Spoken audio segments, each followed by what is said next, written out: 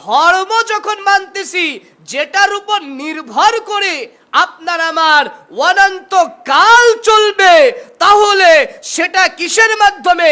আমলের মাধ্যমে। তাহলে সেই আমল করার জন্য যাচাই বাছাই কি করা লাগবে না?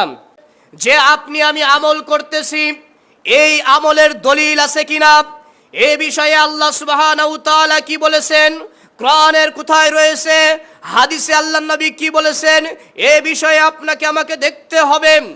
যদি তাই না করি তাহলে আপনার আমার পরকালীন জীবনটাই সম্পূর্ণ বৃথা হবে। কেননা দুনিয়াতে আপনি আমি 60-70 বছর জীবনে বসবাস করার জন্য যখন একটি জমি ক্রয় করি, জমি ক্রয় করার সময় আপনি আমি সুন্দর করে যাচাই বাছাই করে দেখি এই জমিটা কত সালের রেকর্ড, এই জমিটার কাগজপত্র ঠিক রয়েছে কিনা, এই জমিটার মৌজা নাম্বার কত, খতিয়ান নাম্বার কত, এই জমিটার মধ্যে কোনো ত্রুটি আছে কিনা। আমরা দেখি না ভাই? জমি কেনার সময় তো দেখি, বোঝার চেষ্টা করুন।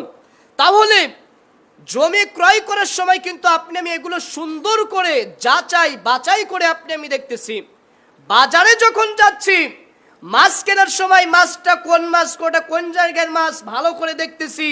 বেগুন ক্রয় করার সময় কিন্তু দেখতেছি বেগুনে পোক আছে কিনা, থাকলে নেই, থাকলে নেই না।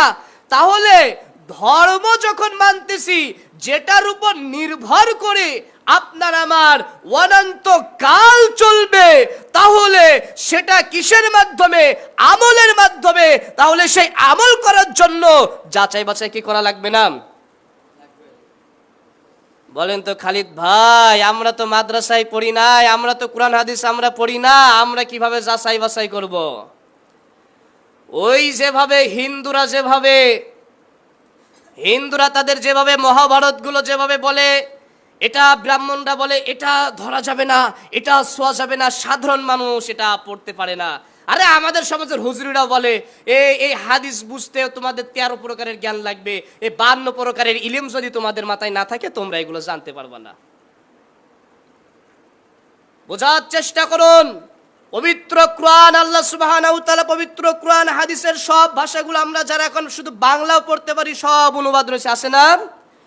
গুগল কিন্তু আপনার আমার সবার গুগলে গিয়ে সার্চ দিয়ে আপনি উইকিপিডিয়ায় দেখুন, সব আপনি আমি প্রমাণ পাবো। তাহলে ওই যে আপনি আমি যদি মনের মধ্যে হিন্দুদের মতো যদি ভাবি যে এগুলো তো আমরা পড়তে পারবো না সাধারণ মানুষ, আপনার আমার টেন্ডেন্সি কেন এমন?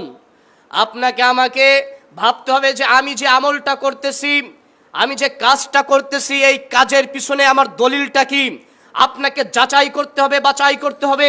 আপনি যখন অনুবাদ ডাইরেক্ট আপনি পেয়ে যাচ্ছেন, যখন আপনি যেটা বুঝতে যেটুকু পারতেছেন না, তখন যে সকল বিশুদ্ধ, যে সকল ভালো পরিশুদ্ধ যে সকল আলেম রয়েছে তাদের আপনি তাদের কাছ থেকে আপনি তখন জেনে নেওয়ার চেষ্টা করবেন।